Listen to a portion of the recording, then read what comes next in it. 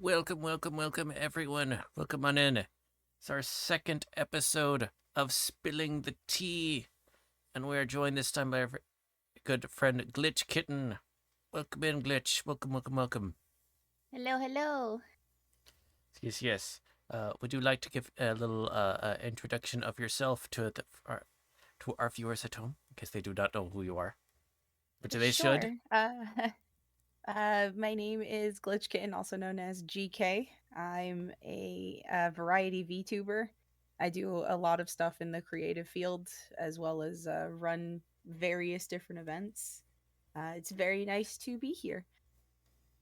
Yes. It is a pleasure to have you on our second episode, and we Thank have you. a number of questions for you this evening. We'll get to. So we'll go ahead and get that started. So start off with some easy ones. But what is your favorite color? Purple. Okay. What is your favorite drink? um, Depends on the category of drink. But I guess like probably coffee. Mm-hmm.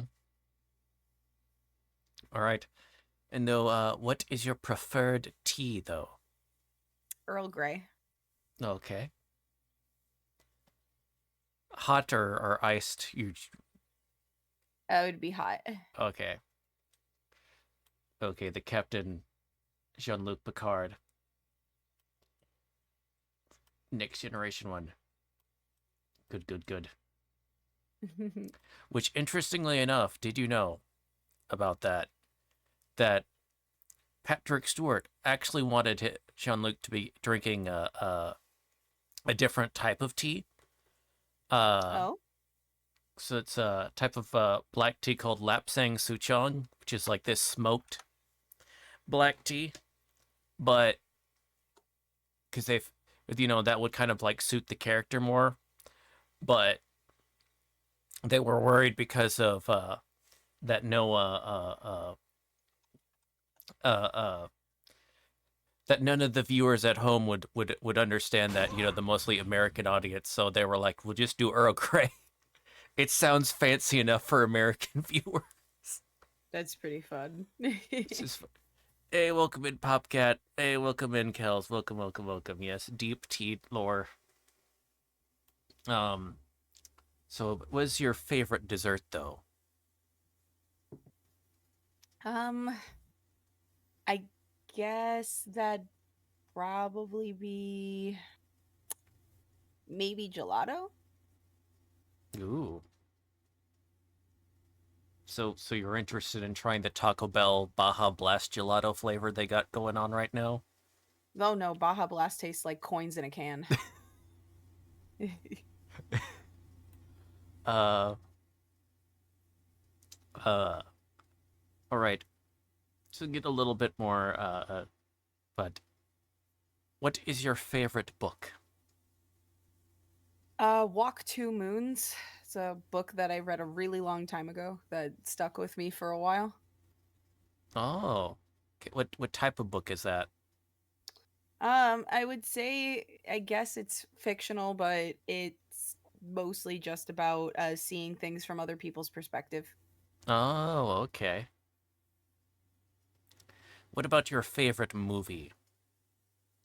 Tough one, but I think one that I go back to a lot is probably like, I guess for visuals' sake, is Speed Racer. The Wachowski one, or I don't remember who directed it. But it's the one that's literally just a mess of colors constantly. oh, like in the 2000s of like the is that the one that took come out in like the two? I'm gonna say mid 2000s. Yes.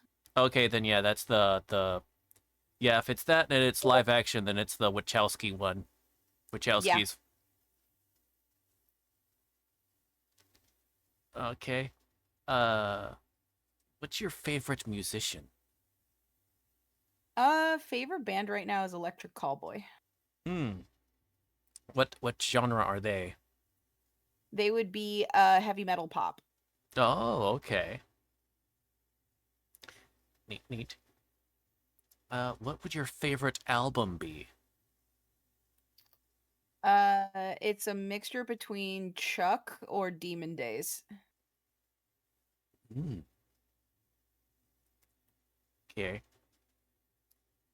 Now, how about your favorite game? That's a tough one. I think it's based on category, but currently I'm pretty much hooked on the Shadow Gen right now. Oh, okay. Which that came out just recently, didn't it? Yeah, but I've had it since Tuesday. Oh, okay. I played it yesterday. Was glad you're definitely enjoying that. Mm-hmm. That's so okay. What is your favorite game character? Uh, hmm, that's a toughy one. Um, I'd say probably video game character. There's too many. I have too many. Um, because I like a lot of different games, and the main character or like a sub character usually ends up being my favorite. Hmm. Um, I guess let's see. Besides Shadow Gen, what other game did I play recently that had a really good character? Um, actually, you know what? Let's reach for a retro one. Um, I do like I do like Mew from Jet Set Radio. That one's a pretty good one. Oh, okay. A character from Jet Set Radio. Interesting. Mm-hmm. Interesting. What do you like about that character? Really good character design. Her stats are not too bad either, and she just generally has a pretty good vibe. Hmm. Okay. Um. Let's see. Wait. Popcat asks, "Does Glitch Kitten get flung into the chasm of answers wrong?" I guess depends on the answer. Uh. Uh. Like that's the Monty Python and Holy Grail, which honest reference, which does run through my head with the starting with the "What is your favorite character?" Color. Uh. Okay. What is your favorite word? Cataclysm. Cataclysm. That is an interesting word. It's got a lot of interesting vowel sounds, or not consonants. There we go. I can word.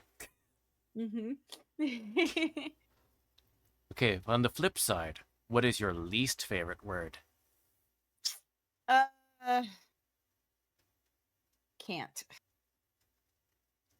Can't. Okay. Uh, what is your favorite curse word? Mm, it's in Spanish, but probably like it's the equivalent of calling somebody a jerk in Spanish.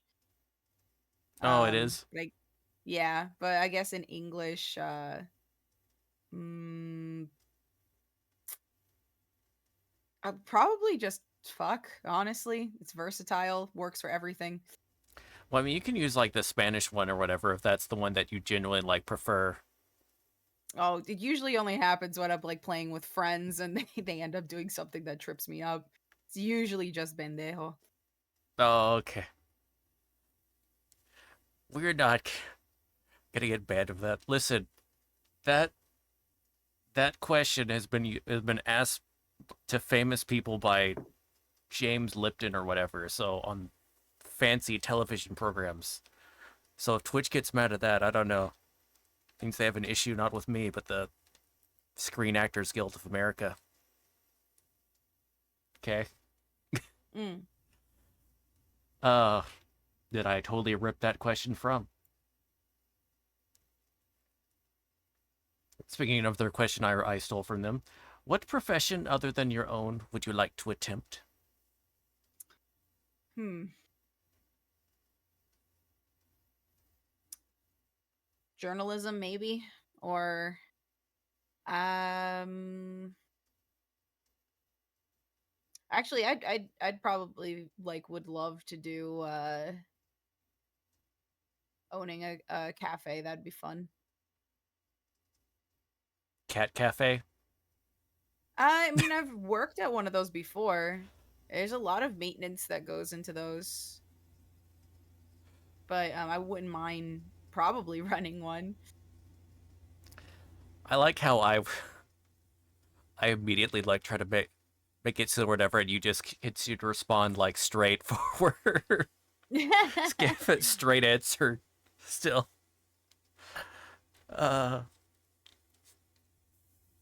um, let's see. What would your what would be your favorite type of pizza? I mean, after all, you are an Italian VTuber that currently lives in New York. Extra cheese, hands down. It's the best kind.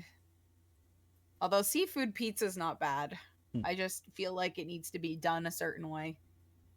Okay, makes sense. Makes sense. All right.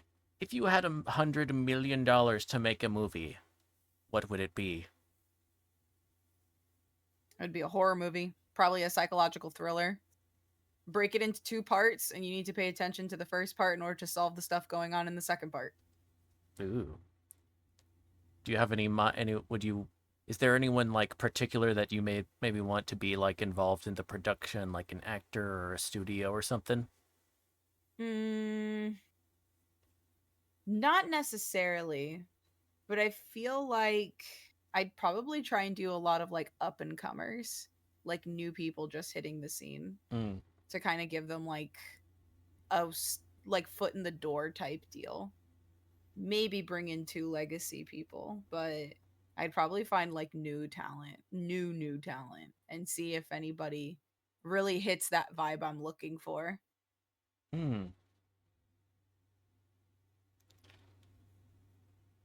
Let's see. Let's see. Taylor Crispin says Alfredo pizza is great if you want to die immediately afterwards. Alfredo pizza's not bad. It's pretty good. I think it's because of how rich that would be. I could understand that. I guess it would depend on how rich they make. Um. All right. Who is your waifu or husbando? Um, do I have one of those? Um, waifu. I don't know if I have a waifu. I feel like I've had a few intrigued ones, but I don't know if I've had like a for sure waifu. Um, hmm. Maybe that one character from Hi-Fi Rush. She was pretty cool. I liked her from the start. Um, she was in the security committee before I beat her up. Um, it's been a while since I played though, so I can't entirely remember her name. But she was cool. I love the outfits that they got for her too, for her skins. And then I guess Husbando as Fleetway Supersonic. Although more or less, I kind of more see him as like a feral child that's just fun to mess with. So yeah, I'd probably say maybe those two. I don't know if I have a lot of like waifu husbando types. Mm. What was the okay? I'm curious now. What was that? What was that?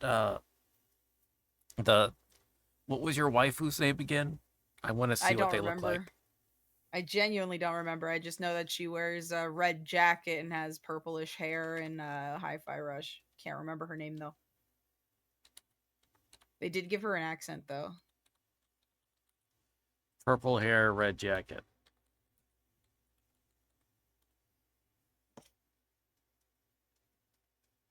Oh, well, okay. She's using like two sticks or whatever. Yeah, her. They're taser batons, like prods. Corsica. Okay. There we go. Yeah, her. She was pretty cool. I don't like her ability that much, but she is really cool looking. Mm.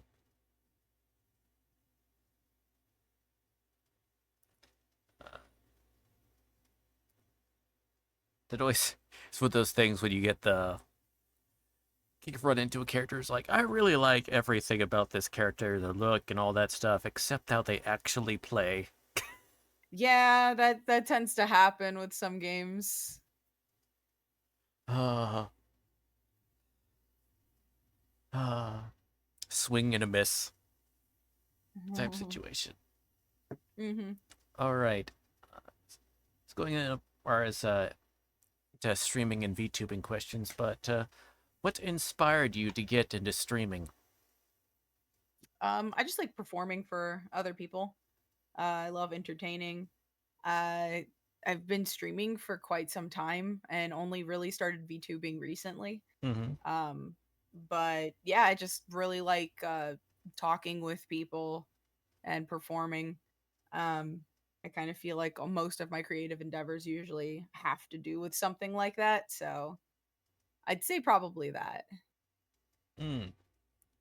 Because let's see, I'm trying to think how long have we known each other? Um, I mean, it's probably been over 2 years, 2 years now. I Yeah, think, I'd say about 2 years. Yeah. yeah. I think like probably VTubing, it's gonna be maybe gonna be 4 years I'm gonna be doing this, and maybe three. And streaming in general, pretty sure it's been like 5 or 6, maybe. Hmm.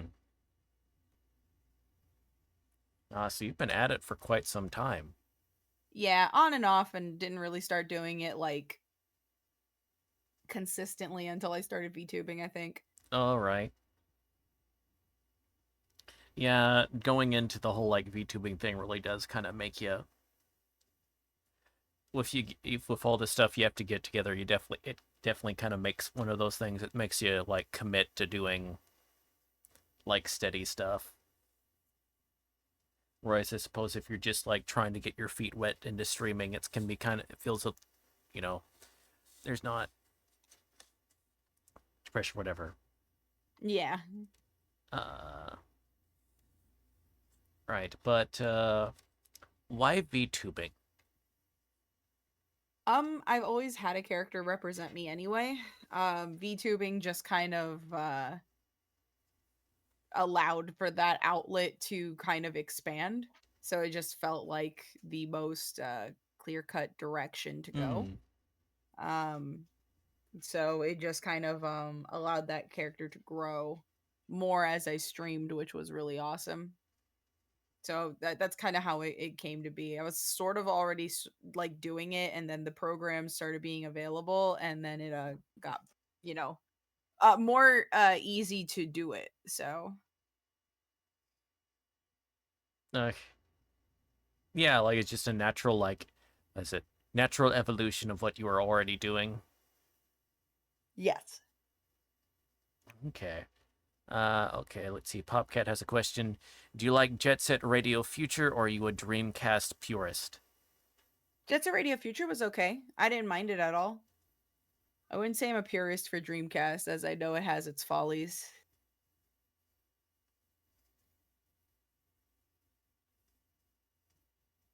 I mean, you mean you are suggesting that it's kind of large controllers are not 100% like without error?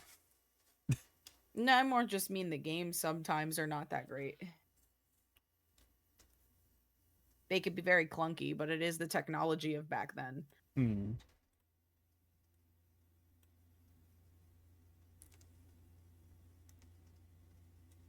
Except for Seaman, which is the perfect game.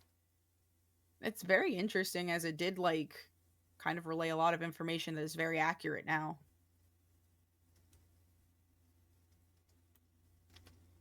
Right. Uh, let's see. What have you enjoyed most about streaming? probably interacting with the community and Hmm. slowly cultivating one. It's a lot of fun being able to try new things pretty much all the time. It's a very experimental field, so I enjoy it because I just enjoy creating and coming up with new stuff, and that gives me a really good outlet for it. So I'd probably say that. Okay. Yeah, I think that's one of the things to whatever that I'd have to agree with, and that I feel like I'm probably gonna get similar responses like to that in the future. Honestly, on that that Probably. I think it's a yeah common answer, yeah. um all right. Uh, okay, what is something that you've streamed that has had the most psychological or emotional impact on you? My lovely daughter, I think. Oh gosh. Yeah, that game just did not sit well with me or my community, and we kind of just decided to drop it and never do it again. So I I I remember I played that game a little bit like once or whatever, and I was just like, I can't. I'm out. we made it fairly far. Just at the point, the only way that I could really get through the game was just to speed run it and just think of it from a really technical standpoint, and it is extremely hard to do so. Uh, So that's just a game we just haven't revisited. Is yeah, what it is. I did play like um what is it like because that actually like studios they come out like with well now it's two because they just came out with like a third kind of one in that I guess in my lovely X or whatever type whatever where they had a My Lovely Wife Yeah. um which I that one was at least I did decide that one or whatever and I was like and it was like enough where I could do it like a little bit of where it's not as like my lovely daughter since it's dealing with like children or whatever like that's just kind of like too much whereas like with the other it's like okay could kind of like still like for to get like engaged with the story and stuff like that and it's still not as like hit you in the emotional crotch every 10 minutes. Yeah, it doesn't let up. It doesn't let up at all. Yeah, and also I think My Lovely Wife you have to do the actual like sacrificial stuff less. um I think they realized we went a little bit too hard in that first one. Okay, let's adjust this. There we go. And then My Lovely Empress apparently is like more of a has some of that, but it's also I think more of like kind of more of a political type sim. So there's other types of stuff going on. So anyway, but yeah, I can definitely understand that one. Um, see, what has been one of the most memorable moments streaming? Probably doing the festivals. Those are pretty memorable for me. I get to meet a lot of really cool people. We get to play a lot of, games and stuff. It's fun. I enjoy it a lot. Hmm. Uh, so actually, I want to go back to the as far as what stream has the most psychological and emotional impact on you. Is do you have a more positive example that's not just of do you, I'm just wondering if you maybe had like a positive once example that maybe you want to share or something like that. If you don't, that's fine. Hmm. Uh, let's see. Positive game that really like sat with me. Um. Hmm. I think There's a few games that we played that we genuinely had a really good time, but you know what? Playing Stray was like so nice. Me and my community really enjoyed playing Stray, and it was a good 2 days of streaming that one game, and we just had a really good time. I don't think there was any point during playing that game where we just weren't laughing or having a good time. Hmm. Yeah, that's the one where you're like the platform where you're playing as the cat, right? With all the robots around. It was just I just had fun in that town, in the city, like exploring. It was lovely. Hmm. Yeah, and I'm thinking of it the right one. That it's the one that has like it's the one where you're playing as the cat and there's all the robot. There's no people, but there's the robot people.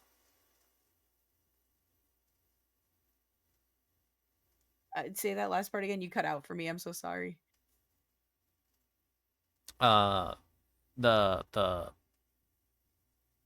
it's there's not people in the game. There's robot people. Yeah, there's mostly just robots. Yeah. You're just playing as a cat most of the time. Yeah. Okay. I was pretty sure that was one. I just wanted to make sure. Yeah, Um. no worries. Okay. What has been some of your favorite collaborative events? Other than this one, of course. Probably the festivals because there's so many and there's a lot of really cool people that come through. But I enjoy every collab I go to. They're a lot of fun. I enjoy hanging out with people. So it'd be kind of hard to pick one. But I'd say just the fact that I can collab with people is always a joy. Hmm. Uh, right. What short-term streaming goals do you have in mind? I actually had a counter for doing like 150 collabs in a year. Oh. I've already surpassed that though within a couple of months. So probably that. Um, as it's fun to kind of just pass that number a couple of times. Um, but I'd say probably short term, just making it to the new year Mm, uh, with as much positivity in the community as possible. mm. All right. And then what's some long-term streaming goals that you have? Partner, definitely. Okay. Do you have any other ones other than partner or? Probably trying to make the festival into an actual like thing, a bigger thing, have a bigger venue, make it an official thing. That would be amazing. Hmm. Uh, okay, here's one. If you could collab with one famous streamer, who would you pick? Mm,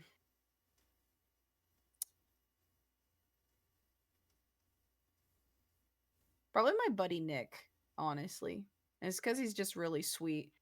And he's pretty up there, so probably him. I'd say probably like Nick Nocturne. Um, I think we've collabed like once, but like I genuinely like to do like a real like collabo and really get into a game. And I guess aside from him, probably like I don't know, maybe like Games Cage or Iron Mouse or something. I feel like we'd probably get along. So maybe those two. Okay. Oh, by so Nick Nocturne, that he's with Astroline, isn't he? Yes, yes, he is. Oh, okay.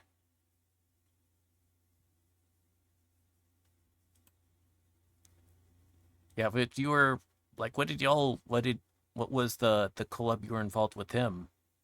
Oh, we did a horror game collab with a couple of other people. It was really funny. We did a Phasmo, and just kind of chatted about stuff being part of the horror community. Hmm. Did y'all got guided by ghosts a whole bunch there in that? So funnily enough, we didn't really have a lot of people like ghosts show up. I think it was more so just having the other two like freak out while me and Nick kind of watched them flail around most of the time, which was kind of funny. It was the others getting spooked around or whatever. It was the what is that? Or I'm trying to think. was that it's like on the ghost hunting shows or whatever to or doing they were basically spooking themselves. What is that? What is Well, that? I mean, we had some things like happen, but not a lot of like apparitions at like at first. But I think it was more so just yeah, them messing around mostly. Between the four of us, I don't think either of us get really affected by horror games without eventually just it becoming a huge joke session. So, you put four people that aren't really affected by horror in the slightest because it's kind of what they live and breathe and you pretty much have like just a house of a mess pretty much. And then there's my wimpy ass. I really like horror. I just I it does it's very good at affecting me, I guess. I understand. Yeah, I don't know. I like horror a lot. I grew up with it. So like it doesn't affect me very much. I get more intrigued by it. I'd say psychological horror is what I like the most or submersive like uh cosmic horror. That stuff's always really good, but it takes a lot to actually like freak me out from something. So I think that's probably what it is. I feel bad when I play horror games with friends because I do not have the reaction they're probably hoping for. Um, so I end up just being like the mom of the group trying to get people through than I am like actually playing the game. Uh okay. All right, so I'm gonna ask this question or whatever, but that does as bring some interesting follow-up questions that I do have to that. So I'll circle back around. Because I don't want to forget to ask this next question. Um, but what advice would you give to people considering streaming or potentially VTubing? Understand it's a process. Um, it is all about you having fun and enjoying being up there and sharing the stuff that you like. Um, just know that it's a climb, it's a process. Everything is trial and error. Not everything you're gonna get right away. But the biggest thing to remember while you are streaming and or VTubing is that you are entertaining other people. And that means a lot of what you do is bouncing off of an audience. But to never forget like why you're streaming or VTubing in the first place. Because if you go up there and you perform just to mark another day off on the stage for you, you're probably not doing it super for the right reason. You're going to end up burning yourself out. But if you're going up there to have fun and to make other people have fun and, brighten up some days or just kind of chill out and stuff like that, it becomes a lot less work than it is like just a very enjoyable hobby, even if it is work for you. Um, I did Twitch for a year as my only job, and it was probably the most fun I had streaming. A lot more stuff for you to manage, but it was definitely a really fun experience, and I would probably return to it over time. Hmm. But I'd say that, just keep in mind what you like about streaming and don't forget. Because sometimes it could be overwhelming, very easy to fall into that rut of having to focus on numbers and other stuff like that. That happens to everyone, but as long as you keep in mind, like, hey, streaming is for fun and it's to entertain other people and have a really good time, it becomes a lot easier to do it and come up with other stuff that you would like to do. So I'd say that. I'd definitely say that. Don't let the quote unquote numbers get to you. Hmm. Yeah, that the numbers, Mason. What do they mean? Is really is something that really is can mess you with whatever. On the one hand, there's there is the usefulness. Of course, you can kind of like say, okay, I've noticed in but when I do this or when I've tried with these projects or this project, the numbers seem to do better. So might want to lean towards those, whatever.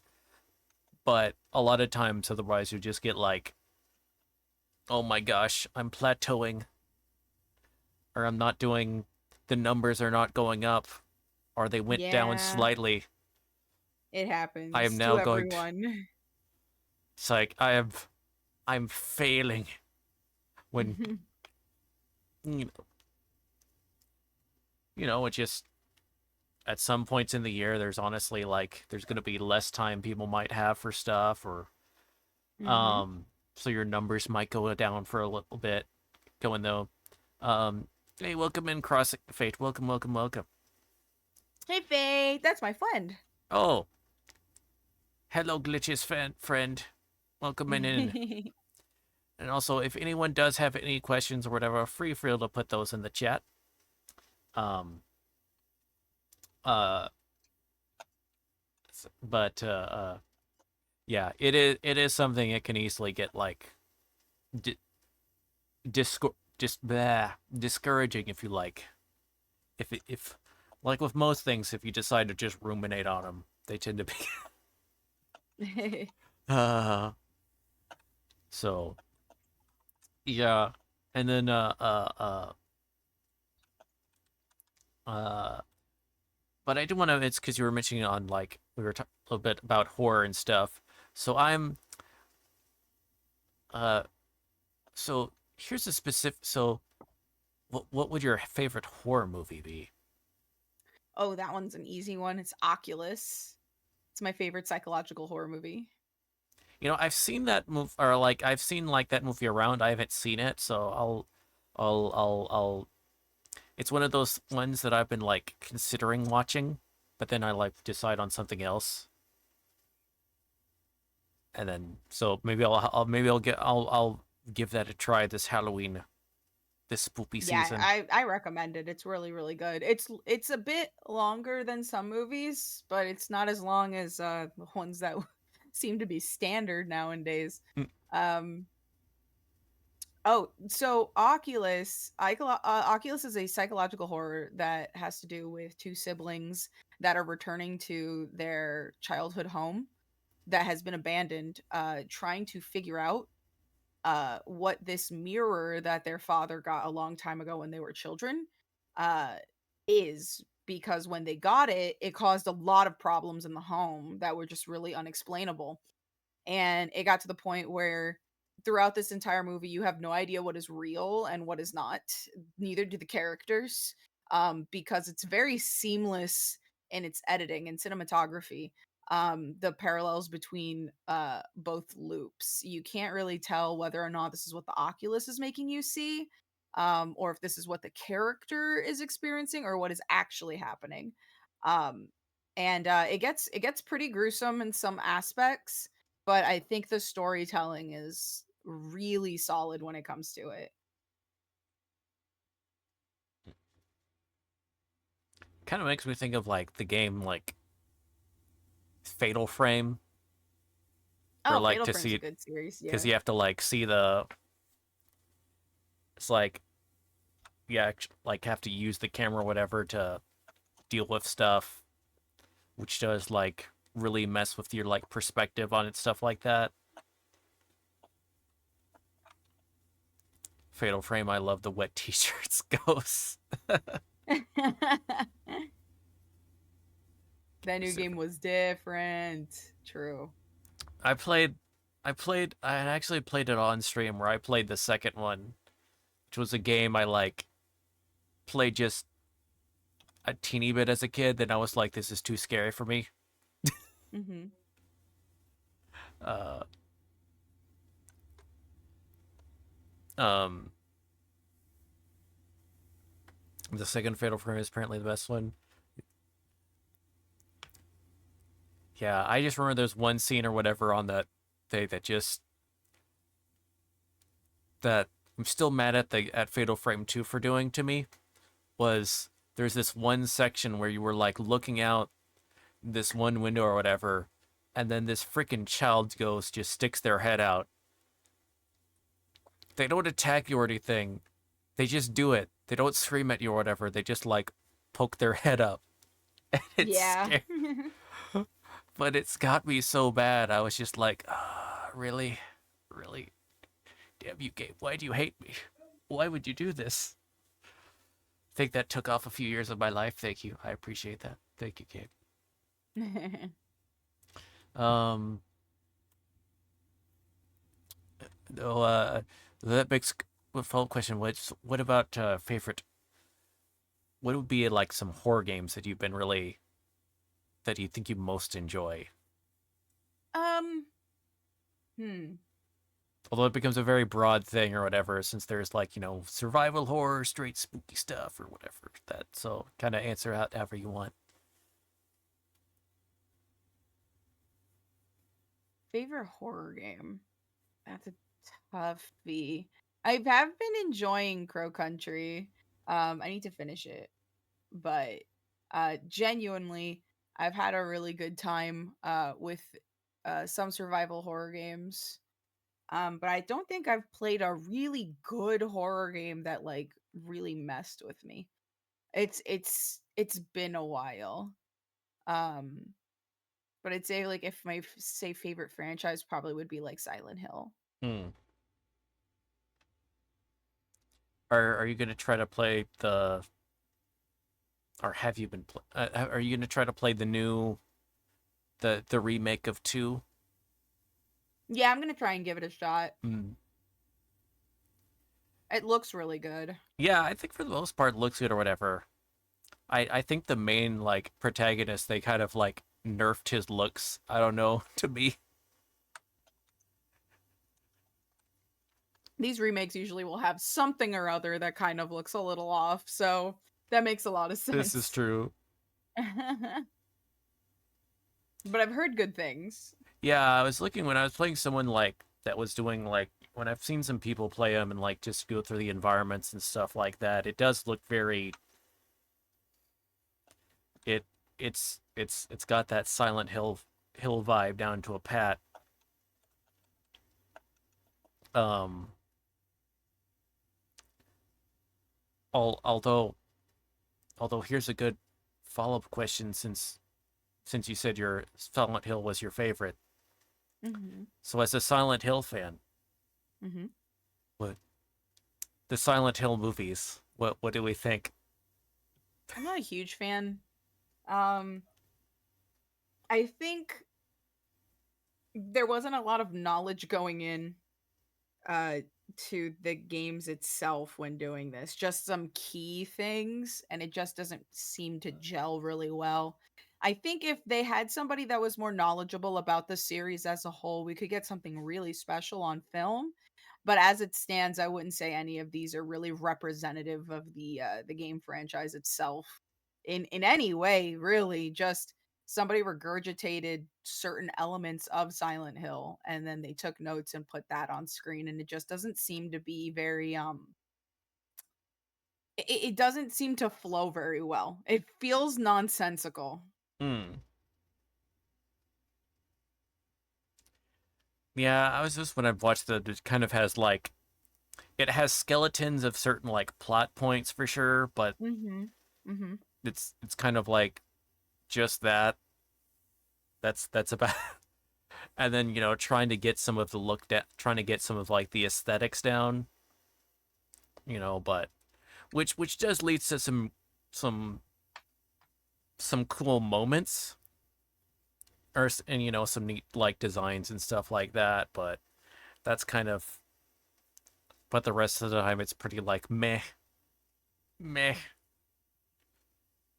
Yeah, it's very subpar. Yeah, which sadly for a video game movie is honest Yeah, no, I honestly raises understand. the average, to be fair. uh Anytime someone says this is the worst video game movie ever, I'm like, have you seen the original Super Mario Brothers? I will challenge you. Mhm. I'm sorry, I've seen things. I've seen weird ass freaking Koopa things that from oh gosh, I uncovering understand. traumatic memories. Uh ugh. Um the Capcom movies and Cap movies are hit or miss. Yeah. Capcom movies are 50-50. Yeah, yeah, that's honest. That's pretty about right. Yeah. Let's see. You're supposed to with the Mario movie. It was doomed from Go. I never actually saw the Mario movie. Excuse me. I never saw the recent one. Not the one that Nintendo wants us all to desperately forget that I'm traumatized by. hmm Um, it's not bad. I wouldn't say you're like missing anything, but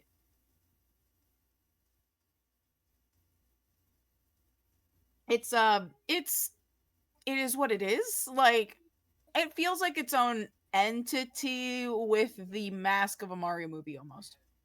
It mm, gets a lot of things correct, but it feels very strange. I felt kind of not lost. I just kind of felt like I was kind of being brought through the biome of a Mario game, and that's about it. mm. See, I was talking about the Mario Bros. From there. So, okay, that's what. Let's see. Uh, and oh yeah, so there's not really like a theme of the interview. So we've just been kind of like we've gone through a bunch of questions, and so if there's any like questions that you want to ask or something like that, feel free to ask. Let's see. Magnets, how do they work? Black magic.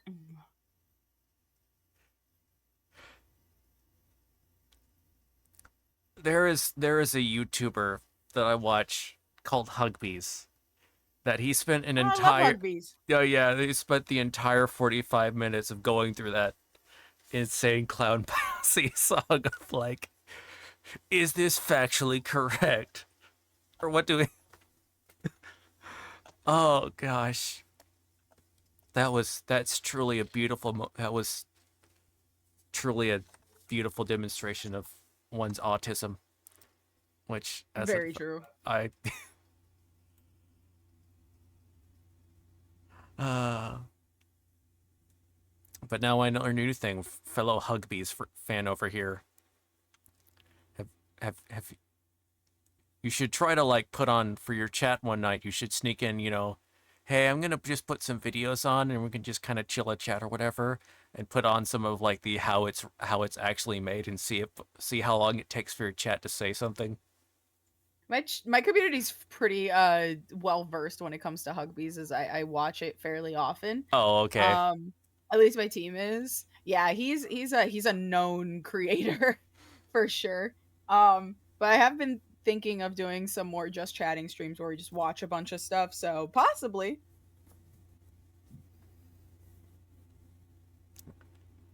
See, magnets, how they work isn't a bad question, but ending up with I don't want to talk to a scientist. Is what makes it gold level stupid. Uh, let's see. Uh, so here was. All right, though I think you mentioned that once one of like the horror things that you were like was like cosmic horror stuff. I think if I'm remembering correctly, because you were like thrillers and cosmic horror were stuff you really liked. Um, uh, so what's like maybe like whether it's a film or movie or something, what would you be some really like good like probably maybe a favorite cosmic horror like movie or game or book or something.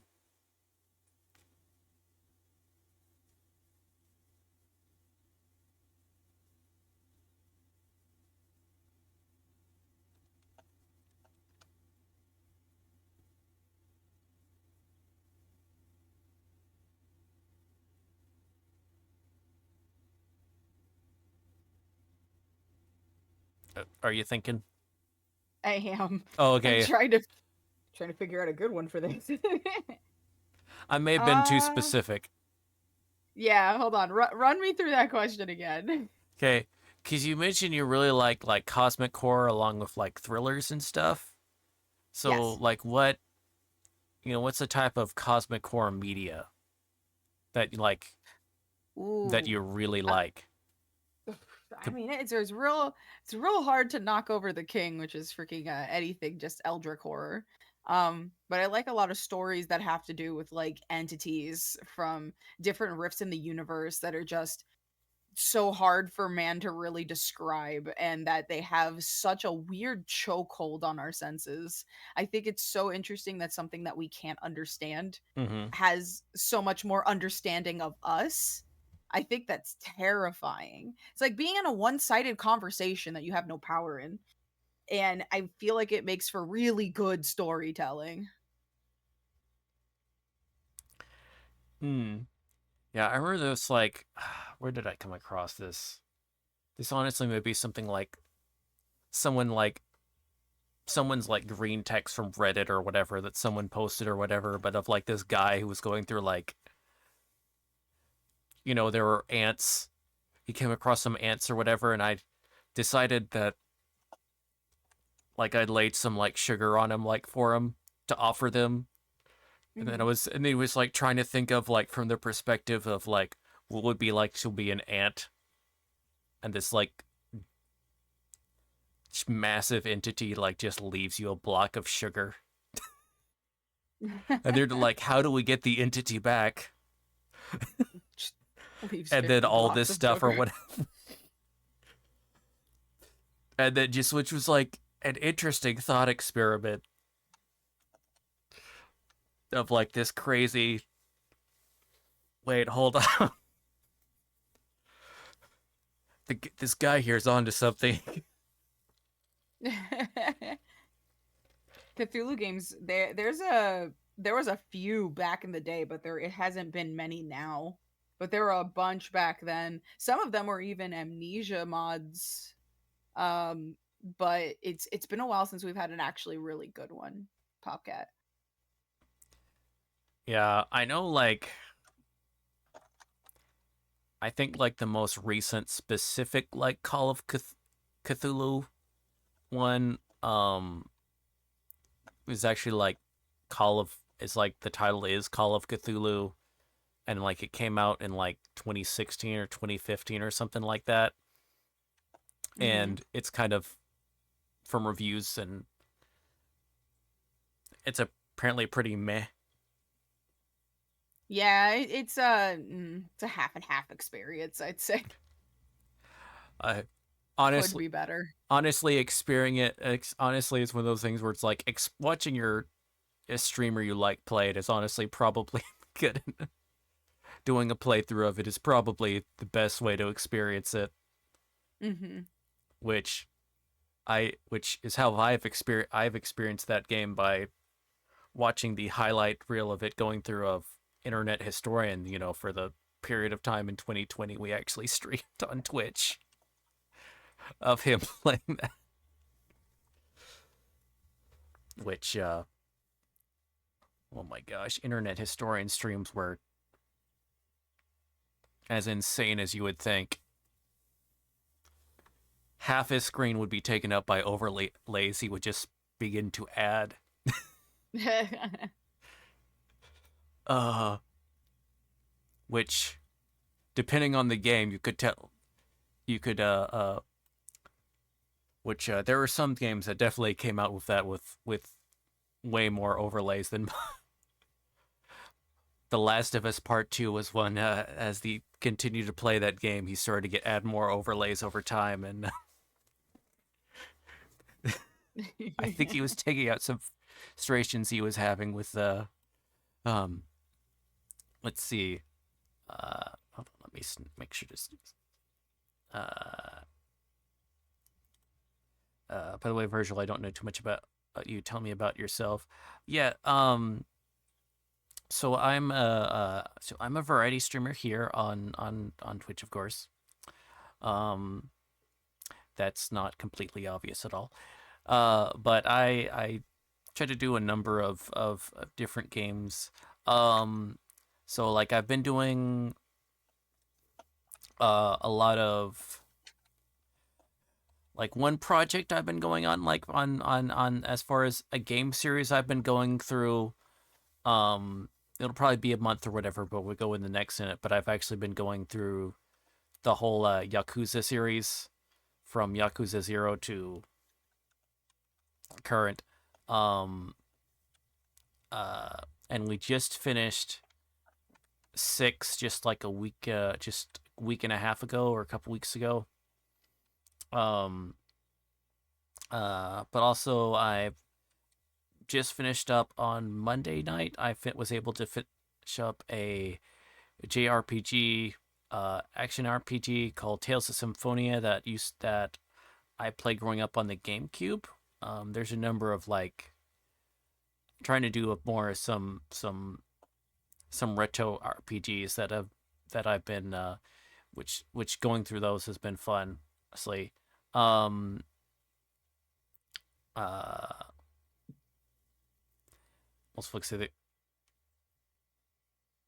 most folks say they're advice streamer and what, and I know JG specializes in Sega retro games. But you see, Tales of Symphonia is pretty great. I personally like Abyss.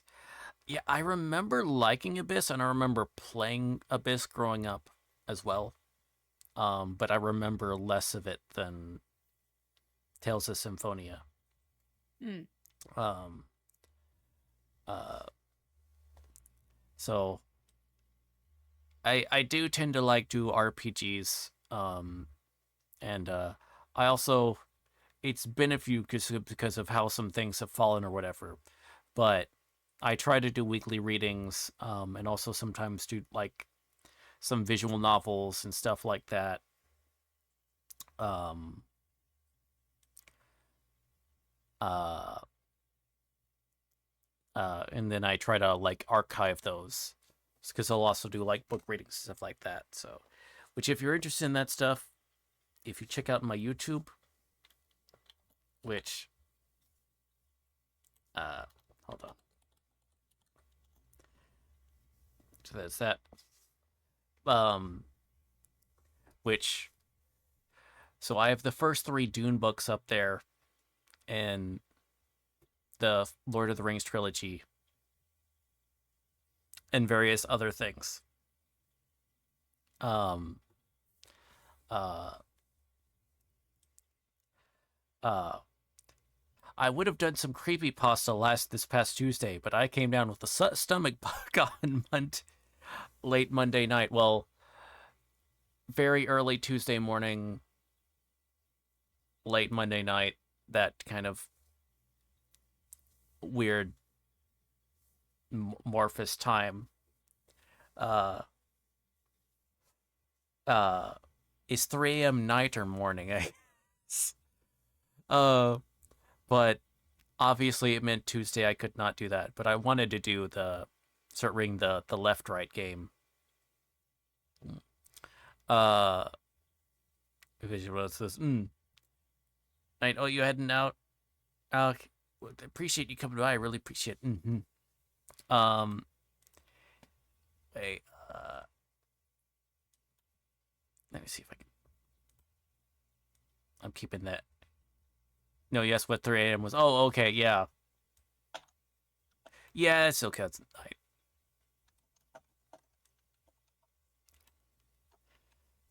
Um, and let's ask GK or whatever. At how late does it? At what time does it become morning instead of night? What time does it become morning instead of night? Yes, there we go. There's a real hard hitting question. I'd say once it starts getting light outside, it is daytime. Although I guess it's dependent when I wake up, because technically, if I wake up and it is, let's say, like 8 a.m., then obviously it's morning. But if I wake up and it's 2 p.m., it is morning for me because I am awake now. This could go for 3 a.m. If I wake up, it is morning no matter what time it is. When it is nighttime is when I decide to pass out. And that is when God decides to turn off the switch. Other than that, I have no control over when night happens. uh, okay, let's see. Oh, uh, Fate asks, do you two have a mutual game that you both enjoy? Um, Hmm. I don't. Well, did you? Or how were you enjoying Yakuza Zero? I have to continue it, honestly. It's been a while since I played it. But I love it. It's a really good game. It looks so nice. It's kind of hard to believe the context of like the story that goes on as opposed to the side missions that you obviously spend a lot more time in. Oh yeah. Because everything feels like in a giant little playground, and then you got the story, which reminds you, oh yeah, everything's kind of going to shit. Everything sucks and everybody's dying. Then you go out into into Shibuya, and you're like, this is great. I love pachinko. Let's race cars with Yeah, children. pretty much. Let's Vroom go. vroom. I'm gonna destroy the dreams of all these little toddlers who think that they could defeat me, the mighty Kiryu. Uh, uh, uh, yeah, and then I'm trying to think, like, because we both like Sonic, the Sonic.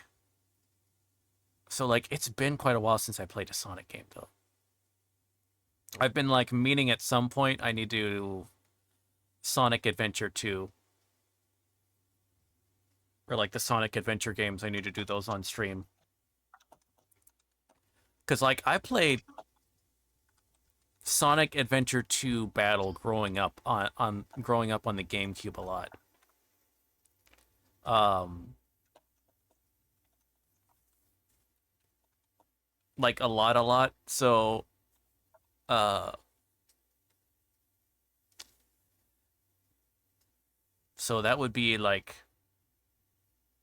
because I mean, you kind of you like somewhat like the Sonic games, don't you? I do. I like most of them. Though I can be critical of all of them. Um, but yeah, no, I've played most of them. SA2 is definitely a one that's in a sweet spot. I will say though, SA2 is very broken in a lot of respects. Um, but it's still very enjoyable. Mm.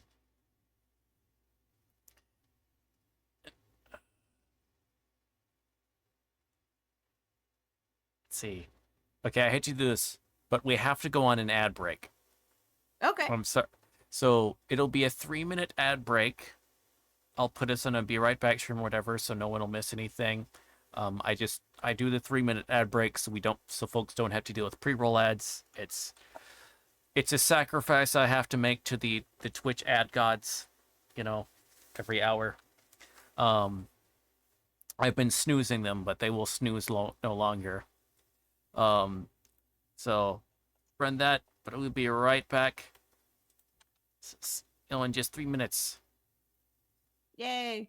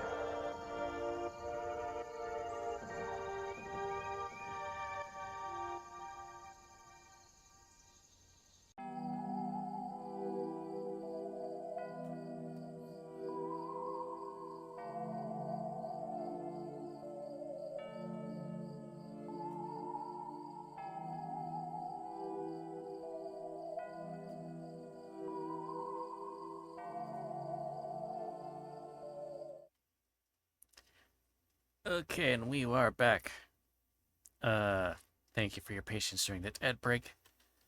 Mm-hmm. See, let me get up, check, catch up with chat. There we go.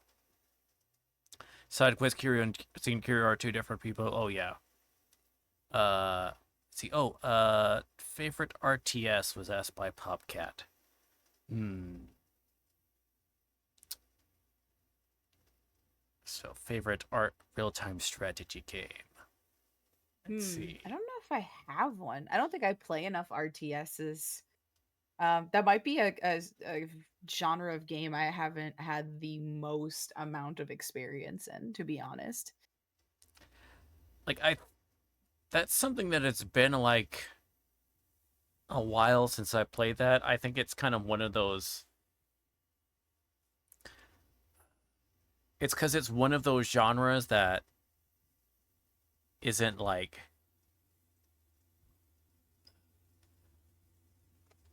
the closest things that the closest like modern examples of like RTS that people that are the closest thing to mainstream RTS games at this point are like League of Legends and Dota. Uh, Mm-hmm.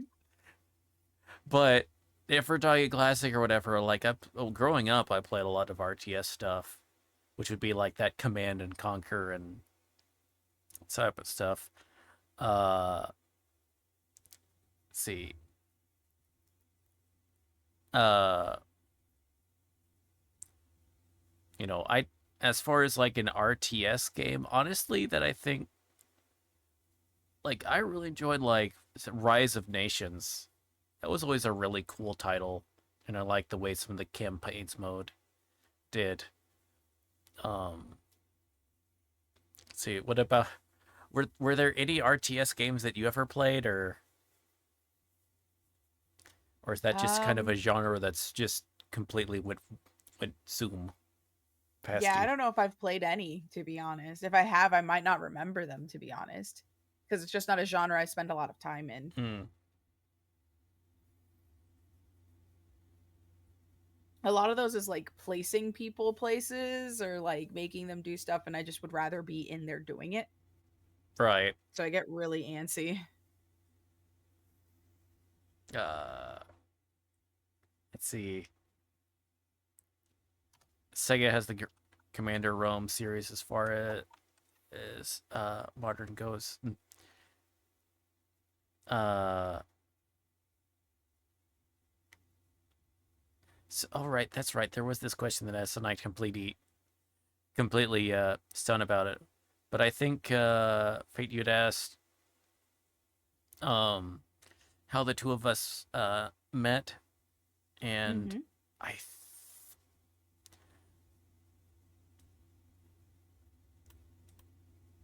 I'm trying to remember specifically if it was through uh uh Geronimo Quito or Don Lorenzo. Might have been through Kiddo. Yeah, probably it was Quito. Mm-hmm. Those two pipelines are similar or involve like similar areas in my mind. So True, true.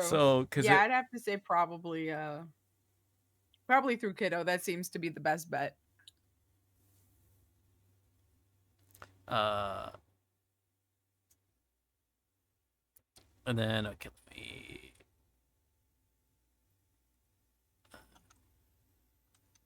uh how how long have you two been content creators, and do you prefer live or scripted content? Um, so I've been going. Uh, so I've been streaming slash VTubing for um 2 and 3/4 of a year. Yeah, that Mm-hmm. sounds about right. Because my anniversary for uh is in January. It's in January. Um, uh, and then you answered previously that yours was as far as just streaming itself was 6 years, and then VTubing that was Yeah, VTubing it's going to be like it's almost going to be 4 years, and I'd say probably for streaming a bit longer than that, but it was on and off. So I'd say consistently probably like about 4 or 5 years. okay. Uh, let's see, and then that was the do you prefer live or scripted content? Live for sure. Scripted's fine, but only for certain things. I'd prefer live because I feel like emotions are more genuine when it's happening than kind of when it's scripted. Um, some things do need to be scripted in order to get as much concise thought out of, but I think it generally depends on the type of content you're trying to do. Yeah.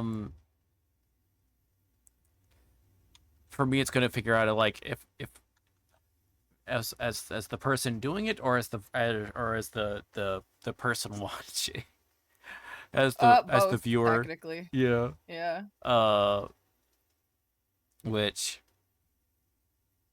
even then I'd kind of go back and forth. Uh, um, I guess if I'm watching stuff, I tend to prefer scripted content. Mhm. Um, uh, uh, if whereas if I'm doing the content itself, uh, honestly, in some, I think maybe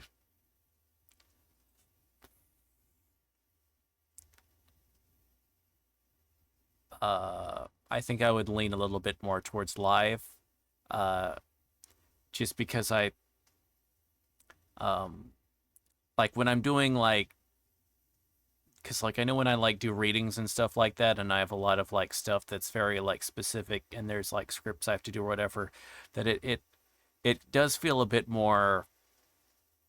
It tends to be a bit more demanding than if I'm like just kind of like reacting or stuff like or like a lot like kind of like reacting or like going through something interactively. um let's see, if you two had to if you two had to challenge each other to do something like playing each other's favorite game or watch a show, what would you choose? That's a good one. I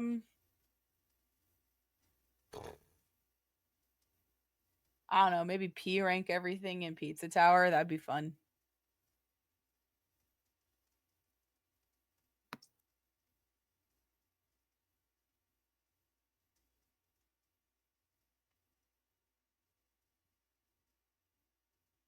Oh, I think it's supposed to be that like we would make someone the other person do. Then I'm Yeah. rereading the question. Oh, okay. So play the game Pizza Tower and then like make. I'm P get rank all of it. and I'm guessing P rank is the highest rank. Yep, perfect. I My think I son did it. He loved it. I think I'd die and I'd go crazy and start. It's I possible though. You just have to unlock your inner speedrunner. I tried uh uh uh um what was it? I tried. I'm having flashbacks to that time where I tried to go getting over it with Bennett Fodi or whatever his name was, and I lasted like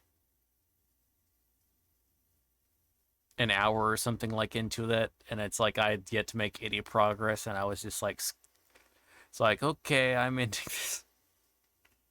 Uh, Understandable. um,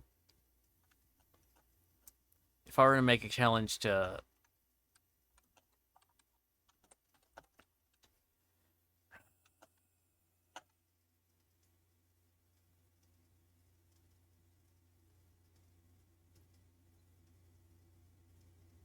hmm,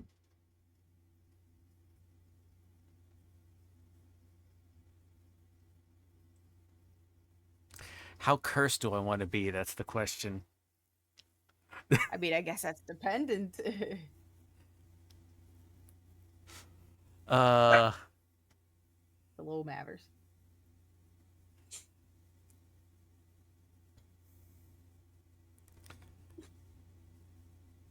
uh, there's a YouTube, I'm at. there's a YouTuber's like game review channel that I'd be tempted to like, have you watched a video as like for thing as a challenge that is pretty batshit insane and very Uh, uh it's this dude called Seth Zentech mm-hmm. I don't think who's I've heard of them. yeah this who's he is a very interesting individual. He normally does like older stuff, older games or whatever. Um and if it's he has uh uh uh as a project first whatever, he once did a video of him doing a speed run of a very sus game, very stupid suspicious game called Breeders of Nephilim, which is just, Oh. which he meant he did this game and he censored like all the stuff for it to be put up on YouTube. Oh gosh. Um wait. Uh anyway, let's see. P and Pizza Tower is very forgiving because it only asks you to yeah, it it only asks you to it only asks you to hold the combo for the entire level. Yeah, the only Um problem is if you get hit, it just screws everything up. yeah, I'd get hit. Having flashbacks to the time I played this game called Katana Zero. It's like kind of like a 2D Hotline Miami type thing and Mm-hmm. ugh. Oh my gosh. Um what made you guys uh what guys made you uh what made you guys decide to be VTubers? Let's or I guess how did you find out about them? You know, we didn't. There's an interesting because we didn't. So like uh, uh, uh, so like I found I feel kind of like a I felt really basic giving this answer or whatever. But how I found about VTubers was in was basically during that weird phenomena of during 2020 when everyone was stuck inside for reasons uh that uh it started to recommend VTuber clips to large quantities of people. I was one of those people, and then I got like so I got exposed to Hololive and stuff like that. Uh, and I started like kind of really like following that stuff like that, and like especially folks like Calliope Mori and Kiara, like that. Mm-hmm. Um, uh, And then yeah, I guess because I didn't really answer this question myself for during this episode of like why, as far as why I got into VTubing, um, specifically is so I'm on so I am legally disabled. Um, so uh, there are so I was kind of like figuring out of just sort of like stuff to do that would actually be like constructive and things like that, and uh, which was and particularly in 2022. No Mm-hmm. wait, I started off in 2022. Um, so uh, like in I figured that I've been kind of like seeing more like the VTubing thing and watching that, and also even like starting to get some more of like seeing even just of like VTubers on like Twitch, um, as well, as opposed to like just you know large scale agency VTubers, and getting exposed to that of like people that aren't being like backed by a large company or whatever, and um, uh, so that actually uh, uh, so I got to that, and then I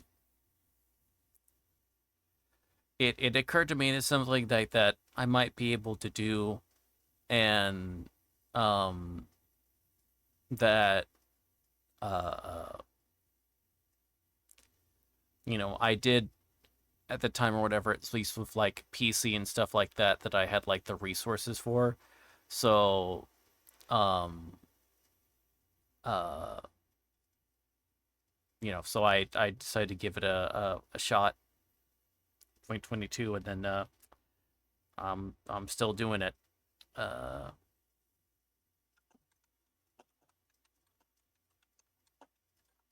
so yeah, and then if you want to, I know you had answered it earlier or whatever, but if you want to answer the question for Fight about what decided you to become a VTuber. Um, I had already had a character representing me. I became a VTuber because it seemed like the natural progression since I was already using a character for streaming. Um, and it just felt like something fun to do to expand more on creative stuff. And it being an experimental field, and I like learning new stuff and doing new stuff all the time, it seemed like the normal route to go for the next step. So plus, at the time, Kizuno I was like the only VTuber really around, and got a lot of people into it. But at the time, the programs were not available.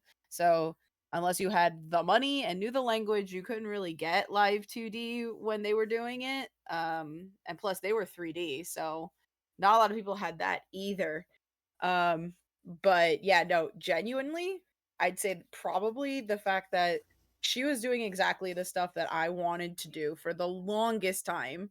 Because I always wanted like me to be represented with a character that could move on stream. And I'm so glad that eventually that became possible because man, I felt so dumb that I couldn't figure out how exactly to make that work. For a while I even had like a flash made rig of my character, and it was hooked up to face rig, like very old stuff.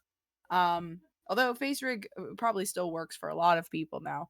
It's a good rig webcam thing on a budget, but yeah, no, genuinely, I'd say that definitely pushed me to watch how this type of entertainment was progressing, and then try to adapt it and apply it to stuff that I was doing.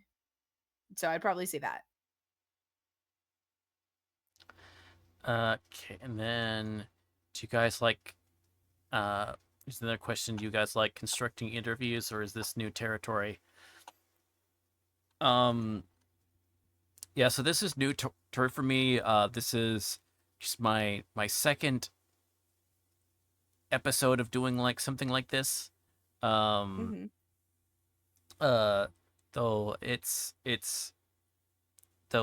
been fun so far and it's been a different it's been an interesting like it's been an interesting experience for me and as far as like uh sorry something new and different and then and something I hope to I plan on doing more in the future, which my goal will be like to try to do this twice a month. So um and then but how about you then? Did you have you ever done any like interviews and stuff like that with folks? Yeah. Every guest panel that I do for the festival is pretty much starts with a miniature interview before we jump into the main meat and potatoes of what we're doing. Um, so a lot of the time, whenever I'm doing any guest panel, I'm interviewing the person, the stuff that they like, things that got them into the industry in the first place, what they like about the game that's being presented, and then it's their turn to do a presentation. So yeah, yeah, a lot. I do a lot of interviews. Sometimes just for smaller stage things like staff or moderation or things to work on other projects. I've done so for my job before. So yeah, I've done a couple of interviews. Yeah, Mm. Just a couple, just a couple. just a um couple. uh let's see. And then your first, did you have any questions prepared or are you just spitballing so it feels authentic?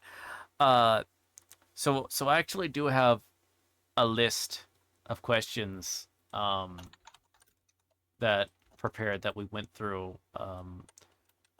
Some of which I came up most of which I come up myself, although a number of them are kind of basic. Um, and then there were but there were also a few I straight up stole from the inside the Screen Actors Guild show, if I'm remembering the name right, with James Lipton. Um, uh, let's see, I've realized a lot of questions and don't want to distract from the interview. Oh, that's fine. No worries. No worries. I appreciate you asking questions. That was one of the things where like people, if they wanted questions, they could ask them. Um, so, uh, uh, then now, okay. So I better, I, It's a couple questions that I better be sure to ask you while you're on. Um, uh, so, uh, how did you get into uh Sonic games? How did I get into Sonic games? I grew up Yes. with them. My my dad used to work at Virgin Megastore, which got most of those games like as soon as they got here, most of the time. And he was real big into video games and had posters ever since I was little. So, um, I got into a lot of gaming stuff, including Sonic, because my family were gamers. My first Dreamcast came from my mom because that was her console.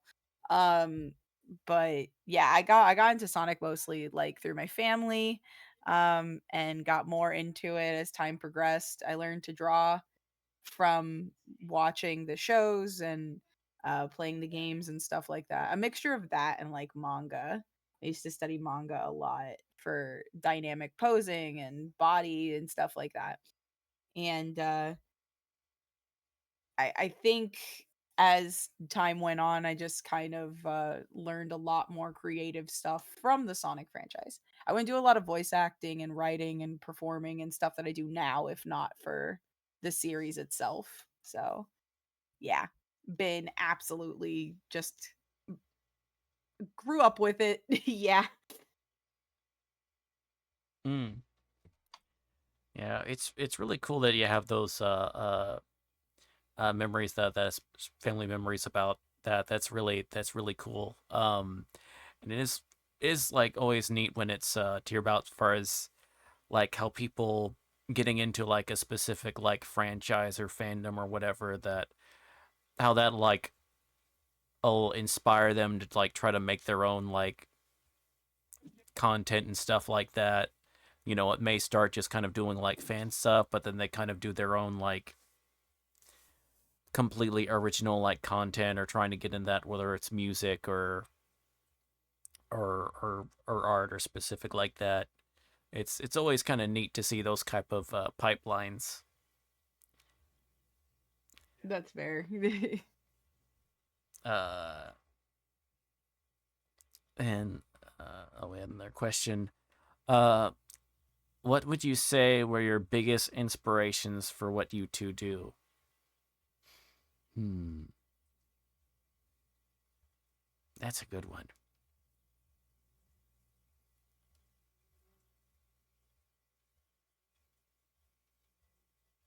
For anything creative, Sega.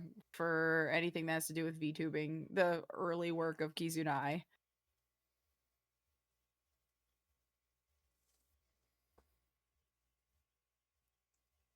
Feel free to steal these questions for next time. There's some of them I definitely will have to steal. Um. Uh.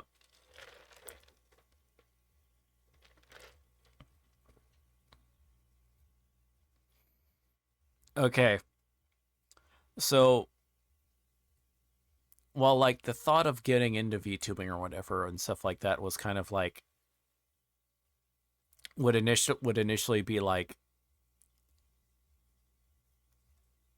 I guess, like stuff like Hollow Life and things like that. And some of the folks I started to see on like Twitch. Um, a big um inspiration of how I kind of approach some stuff, and I like kind of like think about how to like do with uh uh my day to day. This is how I like approach like look while I'm how I'm supposed to like talk or whatever while I'm doing this game or whatever. Um, is a show in the '90s. It technically started at the very tail end of the '80s and '90s or whatever, but called Mystery Science Theater 3000. Oh yeah. So for those that don't know what it is, um, where it's the thing the okay, good, yeah, Fate knows what it is, yeah, but the basic for anyone that doesn't know, that the idea is of it's this show where they'll have like some B movie of some sort that they were able to get the rights to or whatever to do this to. Of they'll show it, and then they'll have this one guy and then two puppets, each voiced by different people, of course. Um, that you could see their outline and stuff like that against the screen or whatever. So it looks like it's in a theater or whatever. But them providing all like this commentary and stuff like that during whatever's going on. So I a lot of times or whatever I'll like kind of like try to think of the idea of it's like as I'm playing video games or whatever, I kind of think of a little bit of like that in terms of like headspace and stuff like that. In order to kind of get the gears to kind of like keep the gears running and stuff like that. Um, so the voice that tells me to, no, don't say that curse thing while you're playing this game and this happened. The other, I have to ignore that voice and do that because I go think of the content. Okay. Fair. I will make that reference now. um, so yeah, I think, but yeah, I think, yeah, because I wanted to make sure I asked that Sonic question for sure. Is that occurred? But, Understandable. but yeah, so I think that's going to be all the questions we're going for that. I really appreciate this. Was been really great. I hope you liked it. Um, Yeah, thanks for having me. yeah. Now I just want to double check. Is it okay if I upload the recording of this to YouTube? Yeah, absolutely. Okay, good. Uh, which is good because also I remember to actually hit the record button, so I don't have to deal with extra stuff afterwards like I did last time. Um, uh, um. Now, if there's any like so is there any uh uh upcoming projects or something or events that you have going that you'd like to let folks know about? um, I have a donathon that's currently going on. We have a fourth major day coming up soon. Um, my team is doing a campfire stream on Saturday for, spooky season. That's going to be really fun. Ooh, a campfire Um, stream. yeah, it's pretty much where we all sit around the campfire and tell horror stories and stuff like that. So very excited. That's going to be a lot of fun. Um, and we'll be asking chat if they've got any cool stuff to share, and have some Cult of the Lamb collabs coming up, which is one of my favorite games as well. More Shadow Gen coming up as well, and yeah, no, just a lot of really cool stuff coming up, including the Donathon continuing. So other than that, that's pretty much it currently. You should read like some short creepy pastas for the campsite thing. Yeah, we've already got like a bunch. Oh, okay. Uh, like the ugly barnacle. There once was a barnacle that was so everyone died. The end. I guess that's kind of like that's kind of a horror one, isn't it? Yes. Um. Sort of. Uh. Okay. Actually, let me make sure I give you a shout out. The money here, I promise. So, Oh, hell nah. Good heavens, oh, that good. It's wasn't in the script. There, I a got clip show that both. has your Halloween I outfit, which I got really both. like your Halloween 95 outfit. minutes. Oh, thank you. Aw, Michi, where are you going, hun? Yeah, Don't it's you the want to sit Mimikyu by costume. me if you need a Oh breather? no, it's You this can sit clip. right here. I'll take your breath away. does that work? Oh my! I I did get a donation for it. Voice acting is fun, a privilege, and a curse.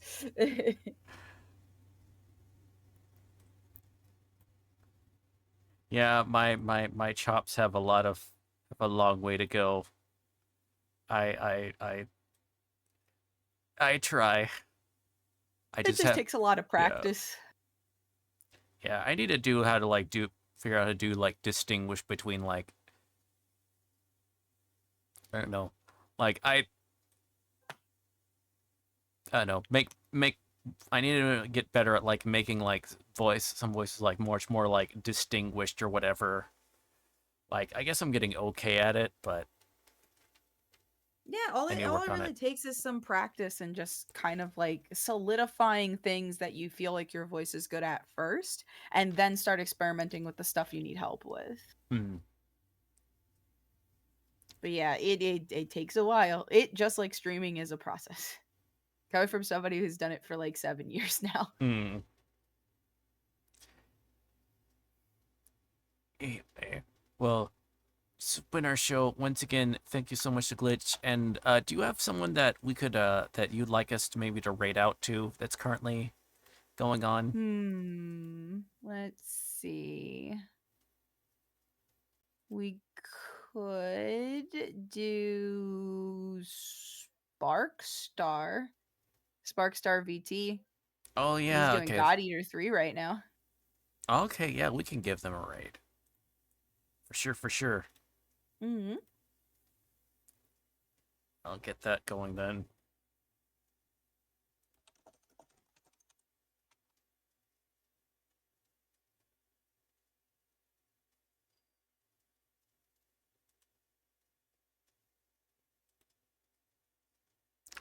Okay, there we go. And once again, thank you so much for being a guest. I really appreciate it. Um, Yeah, absolutely. yeah, and I had loads of fun and asking these questions. Um, then let's get the raid message going.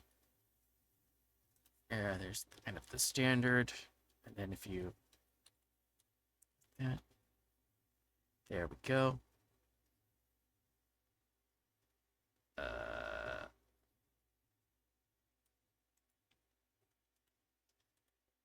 Once again, thank you all so much.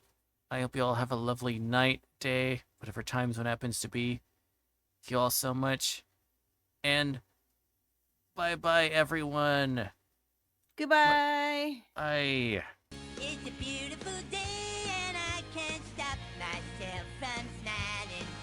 If we're drinking, then I'm buying. And I know there's no denying. Daddy! It's a beautiful day. The sun is up. Daddy did it!